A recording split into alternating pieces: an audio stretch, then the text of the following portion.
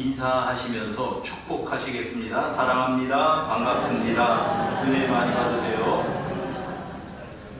네, 영상으로 예배드리는 분들에게도 우리 하나님의 은혜가 함께 하시기를 축복합니다. 아멘. 여러분, 원래 구약시대에 우리 성도들에게는 1년에 3번씩 절기를 지키도록 그렇게 되어 있었습니다. 하나는 6월절입니다. 6월절은 우리가 그들이 애굽에서 구원받은 날을 기념하는 그런 절기이기도 하고, 또 다른 한편으로는 보리 수확을 시작하는 절기이기도 합니다. 그래서 첫 열매를 가지고, 보리를 가지고, 보리 수확한 것을 가지고 하나님 앞에 드리는 감사 축제이기도 합니다. 또 다음에 맥추절 혹은 또 오순절이라고도 하지요. 이 맥추절은 뭐냐 하면 보리 수확을 마치고 밀 수확을 시작합니다. 가나안의 주 작물이 밀과 보리, 그 다음에 여러 과일들인데, 그래서 이제 밀 수확을 시작하면서 또한 하나님께 감사드리는 그러한 절기가 맥추절이 되겠습니다. 바로 오늘이죠. 또 이제 이 초막절이라고 하는 그러한 절기를 지킵니다. 이 초막절은 모든 과일들을 다 수확한 다음에, 그리고 그걸 창고에 넣어 놓은 다음에 하나님 앞에 지키는 감사의 절기가 되겠습니다. 그러니 3대 절기는 모두가 어떻게 보면 농경과도 관련이 있는 절기이고, 또 다르게 생각하면 감사 절기입니다.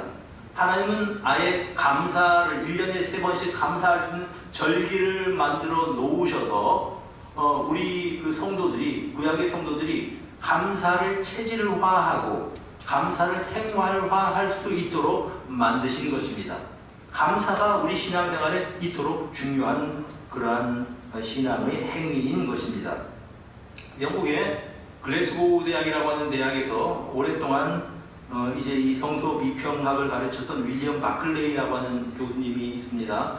그분 성경 주석도 많이 썼어요. 나한테도 그분의 주석이 이제 이 서재에 쭉 꽂혀 있는데, 이분은 주석뿐만 아니라 여러 신앙 서적들을 집필한 그런 분입니다. 대학에서의 업무만 해도 산더미 같은데, 때때로 영국 방송국의 라디오 방송이죠. 그 시대에 라디오 방송에 출연해서 방송 설교를 하기도 하고 강연을 하기도 하던 그러한 분이었습니다.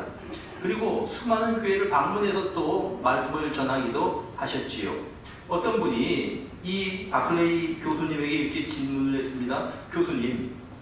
교수님은 어떻게 그 많은 일정을, 그 많은 일들을 이렇게 감당할 수가 있습니까? 이렇게 물었더니 이분의 대답이 이렇습니다. 사실 나는 청각 장애가 있습니다.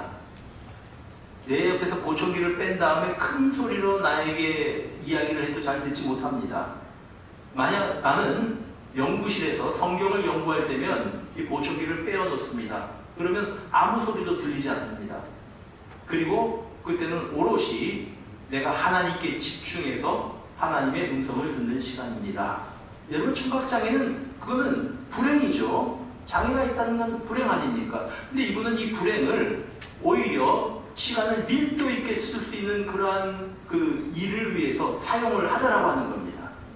그러면서 한번 생각을 해보는 게, 이렇게 자신의 장애를 활용할 수 있다면 장애는 더 이상 불행이 아니라 그에게 복이 될 수도 있겠다. 그런 생각을 해보게 되는 것입니다. 사랑하는 여러분, 감사할 수 있는 조건들이 많아서, 혹은 감사할 일들이 내 인생에 일어나서 감사하는 것은 보통 사람들도 다 그렇게 감사드릴 수 있습니다. 내가 사업이 잘 돼서 감사합니다. 우리 아들이 대학에 합격해서 감사합니다. 그런 감사는 보통 사람들도 다 할 수 있는 감사라는 것이죠. 성경에서 우리에게 감사하라고 요구할 때에는 그 이상의 감사를 요구하고 있는 것입니다. 자, 어떤 조건이나 환경을 보기 전에 내 자신, 내 존재 자체를 인하여 하나님 앞에 우리 감사해 보도록 하십시다. 살아있는 것 자체가 하나님의 은혜가 아닙니까? 내게 생명을 연장시켜 주신 것이 하나님의 은총이 아닙니까? 우리가 그리스도인이 되어서 하나님의 아들로, 딸로 하나님께 예배드릴 수 있다는 것 자체가 얼마나 감사한 일입니까? 오늘도 이 교회에서 우리가 경배드릴 수 있다고 하는 것이 얼마나 감사한 일이냐는 말씀입니다. 골로새서 3장 17절은 우리에게 이렇게 말씀을 합니다. 또 무엇을 하든지 말에나 일에나 다 주 예수의 이름으로 하고 그를 힘입어 하나님 아버지께 감사하라. 무엇을 하든지 말에나 일에나 예수의 이름으로 하고 그로 말미암아 그를 힘입어서 하나님 아버지께 감사하라. 무엇을 하든지 감사하는 우리 성도님들이 되시기를 바랍니다. 데살로니가전서 5장 16절에는 범사에 감사하라고 이렇게 말씀을 하십니다. 범사라고 하면 모든 일에 그런 뜻이죠. 감사할 일에 물론 감사해야 됩니다. 감사할 일들이 보이지 않을 때도 감사하라는 말씀입니다. 더 나아가서 원망할 수밖에 없는 상황 가운데서도 감사하라는 것이 범사에 감사하라는 말씀입니다. 이는 그리스도 예수 안에서 너희를 향하신 하나님의 뜻이니라. 이렇게 우리에게 일러주시는 것입니다. 여러분, 빌립보서 4장 6절에는 이렇게 우리에게 일러줍니다. 아무것도 염려하지 말고. 자, 염려할 일이 있다는 말입니까? 없다는 말입니까? 염려할 일이 있어요. 근심할 일이 우리에게 있다는 말입니다. 그런 때라고 할지라도 염려에 사로잡히지 말고 근심의 포로가 되지 말고 이 염려와 근심을 하나님 손에 맡겨드리라고 하는 것입니다. 무엇을 통해서? 기도를 통해서. 모든 일에 기도와 간구로 너희 구할 것을 감사함으로 하나님께 아뢰라. 그리하면 모든 지각에 뛰어난 하나님의 평강이 그리스도 예수 안에서 너희의 마음과 생각을 지킬 것이다. 사랑하는 성도 여러분, 근심할 일이 있습니다. 염려할 일이 있습니다. 이걸 하나님께 맡기라는 것입니다. 너희 염려를 다 주께 맡기라. 이는 그가 너희를 번거함이니라. 여러분, 하나님께 모든 근심을 맡기라고 말씀합니다. 그리고 감사하라는 것입니다. 이렇게 감사한 사람들을 우리가 성경에서 발견하게 됩니다. 그 가운데 두 사람 오늘 생각을 해보고 감사에 대해서 우리가 이제 은혜를 받기를 원합니다. 첫째로 다니엘이라고 하는 인물입니다. 여러분, 오늘 본문에는 다니엘의 감사 기도가 기록이 되어 있습니다. 그가 왕의 조소에 어인이 질 것을 알고서도 위층으로 올라가서 예루살렘으로 향한 창문을 활짝 열고 그가 무릎을 꿇고 전에 하던 대로 하나님께 감사하고 찬양했다고 성경이 증거합니다. 기도하면서 감사합니다. 하나님 감사합니다. 기도하면서 감사를 하나님 앞에 올려 드리는 것이 다니엘이었습니다. 원래 다니엘은 어떻게 생각하면 참 행운하죠. 나라가 망했습니다. 그래서 바벨론 사람들이 포로로 유대 사람들을 다 끌고 갈 그때에 너무 똑똑했기 때문에 다니엘과 몇몇 친구는 왕이 특별히 선택을 해서 왕궁에서 그들을 따로 양육을 했습니다. 왕의 음식을 먹고 바벨론의 교육을 받고 나중에 그들을 바벨론의 관리로 등용을 하려고 했습니다. 행운하죠. 그렇게 되어서 그가 이제 바벨론 왕의 관리가 되었는데 다니엘이 똑똑한 사람이었기 때문에 탁월한 사람이었기 때문에 이제 왕이 죽은 다음 왕 벨사살 왕이 나라를 다스릴 때에도 다니엘을 등용해서 주요한 그러한 그 공직을 감당했었던 인물입니다. 그런데 또 이번에 왕조가 바뀌었습니다. 다시 말하면 바벨론이 망했고 페르시아가 그 지역을 다 이제 장악하게 되었습니다. 페르시아의 왕이었던 메데라고 되어 있기도 하죠. 메데바사 원래 연합국이었는데 나중에는 이제 페르시아가 된 그런 상황인데 메데바사의 왕이었던 다리오 왕 때도 똑똑하니까 나라가 바뀌었어도 그를 데리고 그러한 이제 왕의 관리로 사용을 했습니다. 다리오 왕은 이 120명의 여러 관리들 가운데에 3명의 총리를 두었는데 그 중에 한 사람이 다니엘이었습니다. 그런데 이 다니엘이 가장 똑똑했기 때문에 3명 가운데 제일 윗자리는 다니엘의 몫이었습니다. 여러분 한번 생각해 보십시오. 페르시아 사람들이 생각할 때 얼마나 배가 아팠겠습니까? 저 사람은 우리 페르시아 사람도 아닌데 유대민족 가운데 포로로 잡혀왔던 사람인데 저 사람이 우리의 총리가 된다? 기분 나쁘죠. 시기가 일어납니다. 그래서 그들이 몇몇 사람들이 모함을 합니다. 저 사람을 우리가 이제 그냥 두면 안 된다. 저 사람을 무엇을 가지고 저 사람을 이제 이렇게 책 잡아서 그 자리에서 쫓아낼까? 그들이 내린 꾀가 있습니다. 왕에게 가서 왕이시여, 우리 조서를 하나 좀 쓸 터이니까 왕이 그 조서를 온 나라에 발표하셨으면 좋겠습니다. 그 조서에는 앞으로 30일 동안은 왕의 나라에 있는 어느 누구도 다른 사람에게나 왕 이외의 다른 사람에게나 왕 이외의 다른 신에게 구하거나 부탁하는 사람은 사자굴에 들어간다. 이렇게 우리 조서를 한번 만들어 주십시오. 왕이 생각하니까 기분이 좋거든요. 자기에게만 모든 것을 부탁을 하라는 이야기거든요. 자기를 굉장히 이렇게 이제 높여주는 것처럼 생각이 들어서 왕이 그거 좋다. 그리고 그 조서에 도장을 꽉 찍었습니다. 이제 그건 법이 되었습니다. 온 나라의 그러한 금령, 그 조서가 쫙 깔렸습니다. 앞으로 30일 동안은 어떤 사람도 우리 다리오 왕 이외에 다른 사람에게나 다른 신에게 구하는 사람은 사자굴에 들어간다. 그것이 그 당시의 금령이었습니다. 다니엘은 이 사실을 알고 있었습니다. 그리고 이제 이 사실이 자기를 겨냥해서 만든 법이라고 하는 것도 알고 있었습니다. 그런데 그 사실을 알고서도, 조서에 어인이 찍힐 것을 알고서도 자기 집으로 돌아가서 위층으로 올라가서 그는 기도했다고 성경이 증거하는 겁니다. 생각하기에 따라서는 그가 하나님께 기도할 수 있는 상황이 아닙니다. 원망할 수 있는 상황이죠. 하나님, 내가 지금까지 열심히 살았습니다. 내가 포로로 끌려왔지만 이제 더러운 음식을 먹지 않았고 우상 숭배를 하지 않았고 내가 신앙인으로서 부끄러움 없이 살았습니다.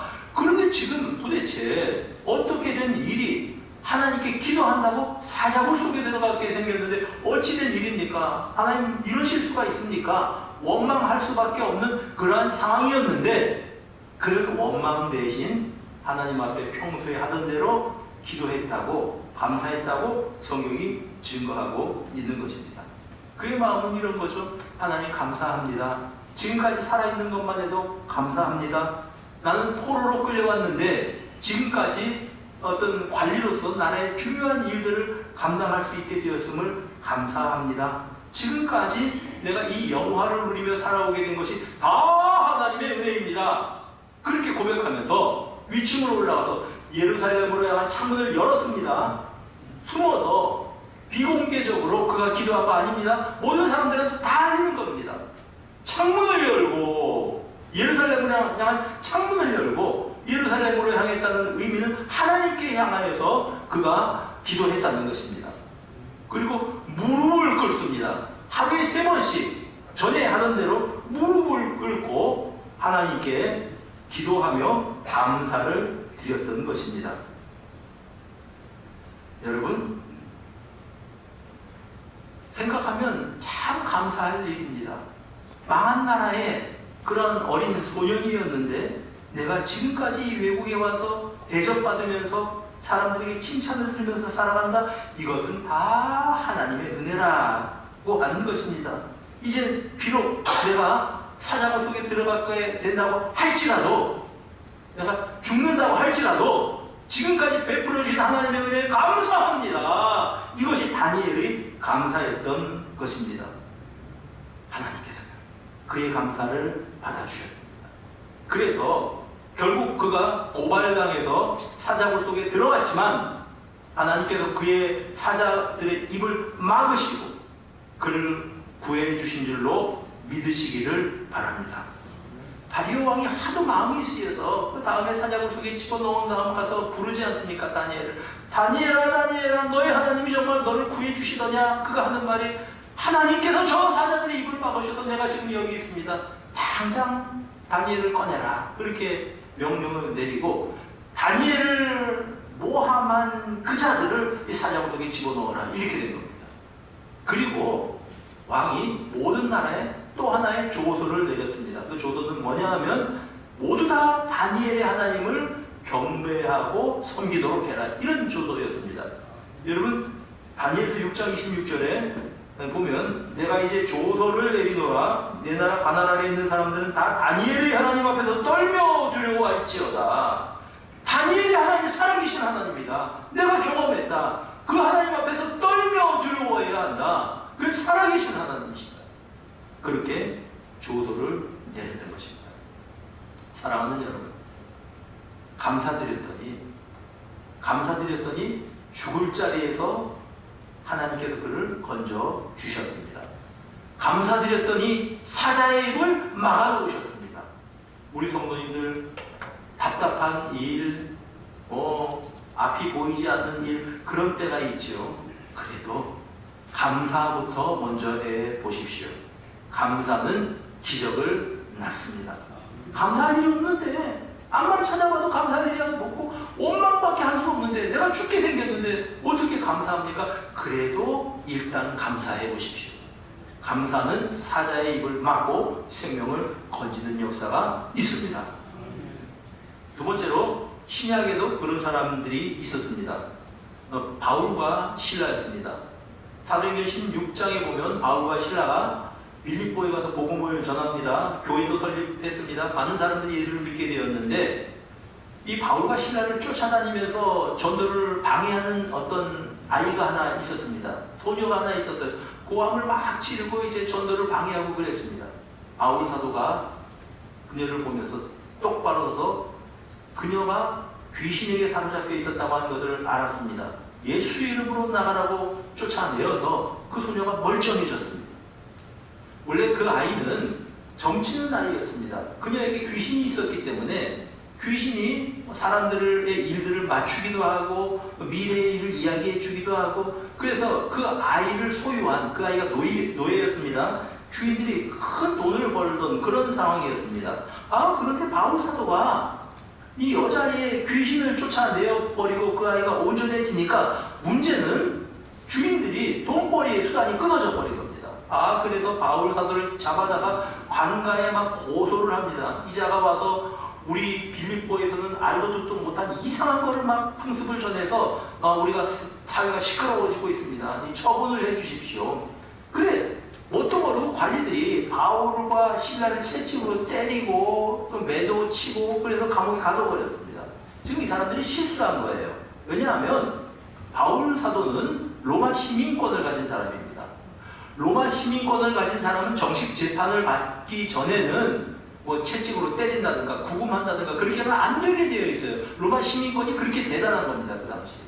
근데 그거 알아보지도 않고 무조건 채찍으로 때리고 매듭을 때리고 감옥에 가두어서 바울과 실라가 착고에 채워져서 발을 꼼짝 못하게 하는 그런 게 착고죠.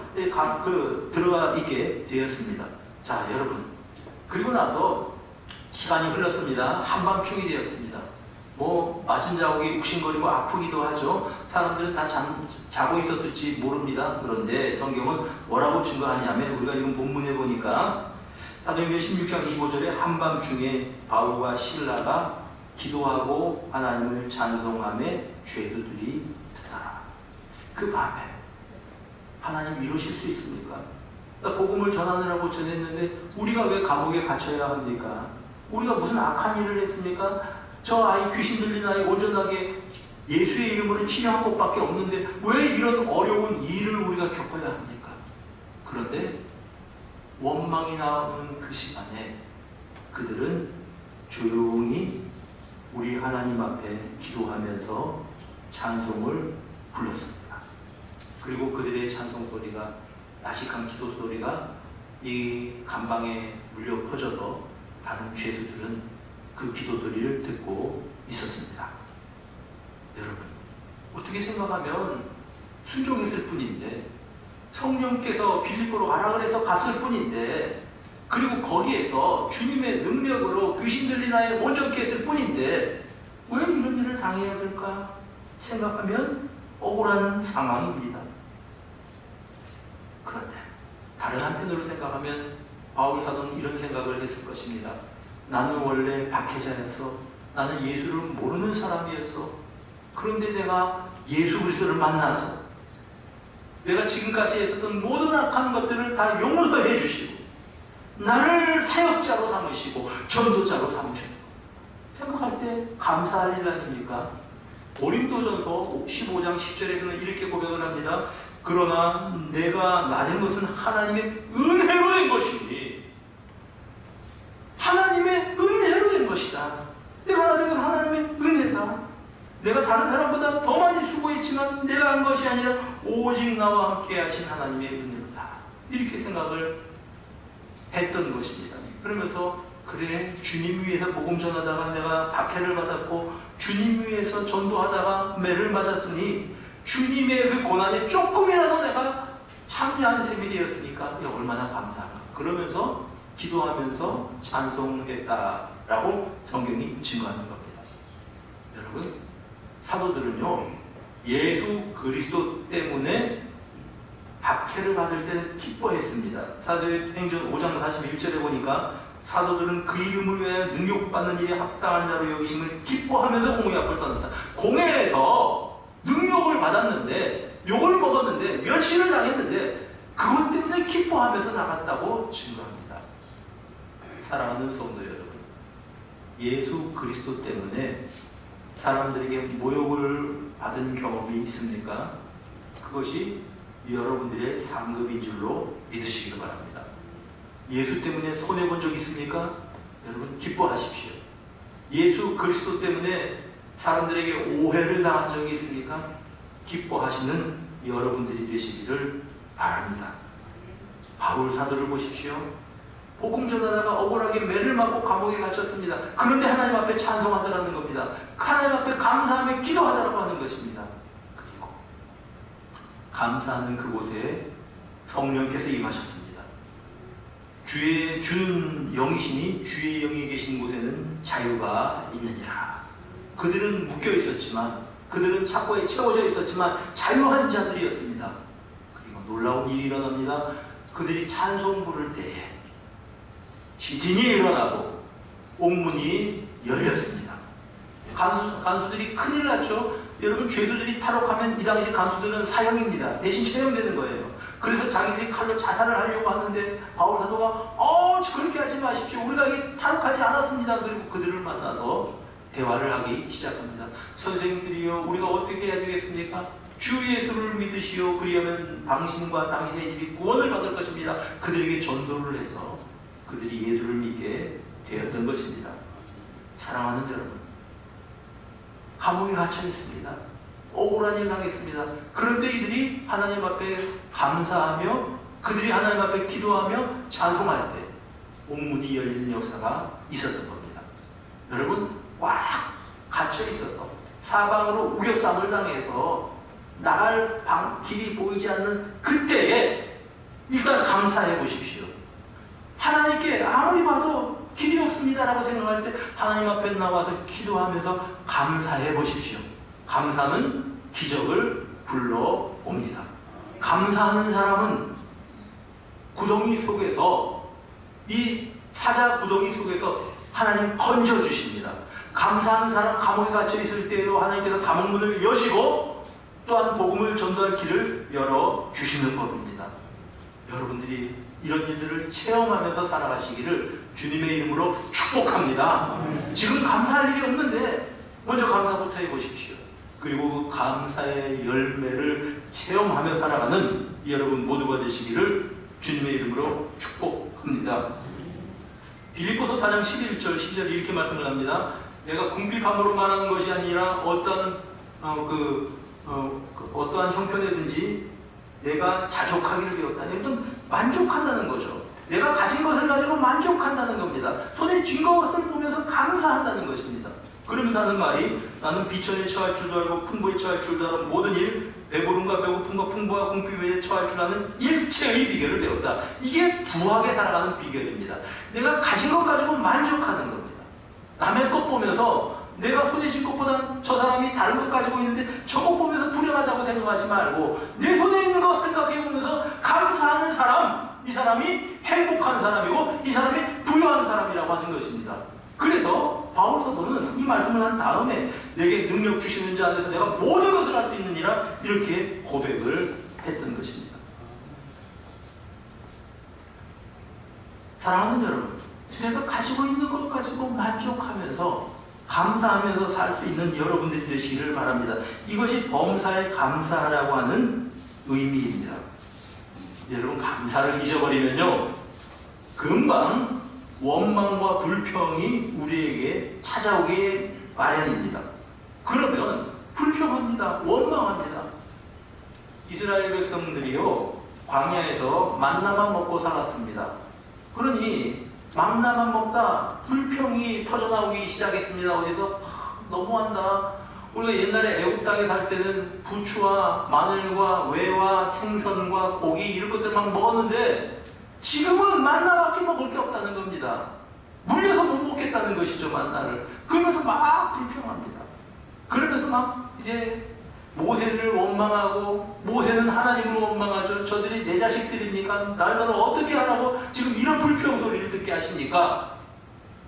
여러분, 사실 이 사람들 나쁘다고만 할 게 아니라요, 우리가 거꾸로 환경이 60년대로 돌아갔다고 생각해 보시기 바랍니다. 이제 그때는 사실 절대 기근의 시대를 우리가 살아왔는데 배불리 먹기만 해도 감사한 거예요. 보리밥이라도.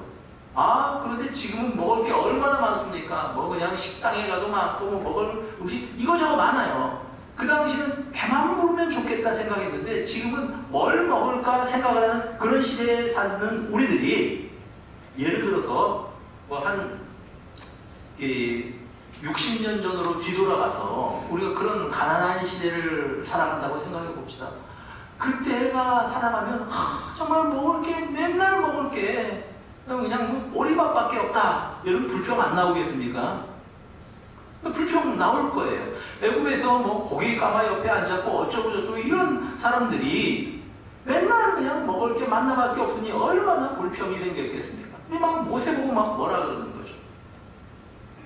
하나님께서는 그들의 원망을 들으시고 그들에게 메추라기를 비같이 내려주셨습니다.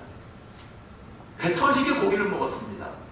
그러면 그들에게 내려주신 메추라기가 축복일까요? 재앙일까요? 이것을 한번 생각해 봐야 합니다. 만약 이 사람들이 원망하지 않고 그곳에 계속 머물러 있었고 구름 기둥 인도 따라 갔었더라면 메추라기는 분명히 축복입니다. 왜냐하면 메추라기가 철새이기 때문에 계속 이렇게 날아갈 수가 없거든요. 어느 한 지점에 다 그들이 이제 이렇게 쉬었다 가는 곳이 있습니다. 그곳에 텐트를 치게 된 거예요, 이스라엘 백성들이. 하나님이 그곳에 머물라고 하셨습니다. 그러니 원망하지 않고 기다렸으면 메추라기 힘껏 배 터지도록 먹으면서 하나님께 감사했을 터인데, 그걸 참지 못해서 원망하는 바람에 그 메추라기는 축복이 아니라 재앙이었습니다. 그래서 이때 상황에 대해서 이렇게 시편 106편 15절에 이렇게 말씀합니다. 그러므로 여호와께서는 그들이 요구한 것을 그들에게 주셨을지라도 그들의 영혼은 쇠약하게 하셨다. 사랑하는 여러분, 원망하지 않고 참고 기다렸다면 참된 감사를 하나님 앞에 올려드렸을 터인데, 불평하고 원망해서 하나님께서 고기는 주셨는데 그들의 영혼을 쇠약하게 하셨답니다. 하나님께서 진노하셨습니다. 민수기 11장을 읽어보면. 사랑하는 여러분, 우리가 많이 가져서 감사한 거 아닙니다. 감사하는 사람이 부유한 삶을 살아가는 것입니다. 내가 행복해서 감사하는 것이 아닙니다. 순서가 바뀌었습니다. 감사한 사람이 행복한 인생을 살아가는 것입니다. 내가 없는 것 때문에 배 아파하는 것이, 나는 가난한 사람이고, 또한 내가 가지지 못한 것 때문에 원망하는 사람은 평생 원망하면서 살아갈 것입니다. 욕심 그릇을 비워야 되는 거죠. 그런 사람이 부유하게 살아갈 수 있는 사람입니다. 사랑하는 여러분, 먼저 감사부터 해보시기를 바랍니다. 감사하며 살아가시기를 바랍니다. 하나님께서는 내 감사를 들으시고 더 큰 감사의 제목, 더 많은 감사의 제목을 허락하시는 하나님이심을 우리는 믿습니다. 어떤 여자 성도가 목사님을 찾아와서 이렇게 질문을 기도해달라고 부탁을 합니다. 목사님, 장사가 너무 안 됩니다. 기도해 주세요. 목사님 뭐라고 기도하셨냐면요, 하나님, 아무개 집사님이 장사가 안 된답니다. 장사가 안 된다고 하니 감사합니다. 그렇게 기도를 했대요. 하도 이상해서 도대체 그런 기도가 어디 있습니까, 목사님? 그랬더니 성경에 범사에 감사하라고 했으니까 집에 가서 기도하세요. 감사하다고 기도하시기를 바랍니다. 아, 그랬는데 그 다음날 또 찾아왔어요, 그분이. 근데 가만히 보니까 깁스를 하고 찾아왔어요. 아, 어떻게 된 일입니까? 목회 집사님. 그랬더니 어제 목사님 말씀 듣고 집에 돌아가서 감사기도 하려고 집에 돌아가는 중에 넘어져서 팔이 부러졌대요. 깁스를 했다는 겁니다. 아니, 도대체 목사님 이거 어떻게 된 일입니까? 그랬더니 한번 기도합시다. 그러더니 하나님, 아무개 집사님 팔이 부러지게 해주셔서 감사합니다. 이렇게 감사 기도를 하더래요. 이야, 도대체 이게 감사인지 아니면 뭐 이제 알 수가 없더랍니다. 그래 이제 며칠 있다가 이 여자분이 또 찾아왔대요. 목사님 어쩌면 좋아요. 장사가 너무 안 돼서 가게를 팔게 생겼습니다. 업종 전환해야 되겠습니다. 그러더래요. 그런데 또 하나님, 이 사람 장사가 너무 안 돼서 업종을 전환하게 됐답니다. 감사드립니다. 이렇게 목사님도 기도를 하셨답니다. 자, 참 기가 막히잖아요. 그리고 나서 얼마 후에 시간이 좀 지난 다음에 이 여자분이 목사님을 다시 찾아왔답니다. 생글생글 웃으면서 찾아왔대요. 무슨 일이 있었나 이야기를 하는데, 목사님 가게를 팔고 다른 업종으로 전환해서 장사를 시작했는데 그 장사가 너무 잘 됩니다.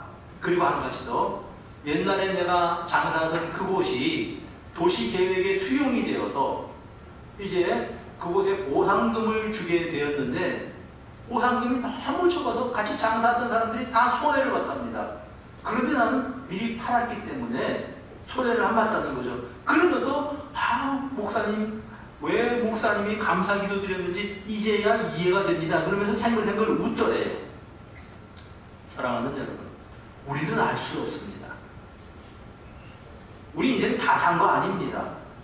막 원망이 터져나오고 불평이 터져나오고, 하나님 도대체 내 주변에는 왜 이렇게 내 길을 막는 것들이 많이 있고 내 앞에 걸리는 사람들이 왜 이렇게 많이 있습니까? 여러분, 인생 다 산 거 아니잖아요. 현 시점에서 불평 내려놓고 원망 내려놓고 감사하시기를 바랍니다. 그리고 하나님께서 내 인생을 어떻게 만들어 가시는지 기대하시기를 바랍니다. 최고의 결과를 가져오시게 하는 분은 오직 하나님이십니다. 사랑하는 여러분, 모든 것이 합력해서 선을 이루게 하시는 그 하나님을 기대하면서 감사하면서 우리의 남은 인생을 살아가는 성도 여러분 모두가 되시기를 우리 주님의 이름으로 축복합니다. 아멘. 다 일어나셔서 우리 같이 찬송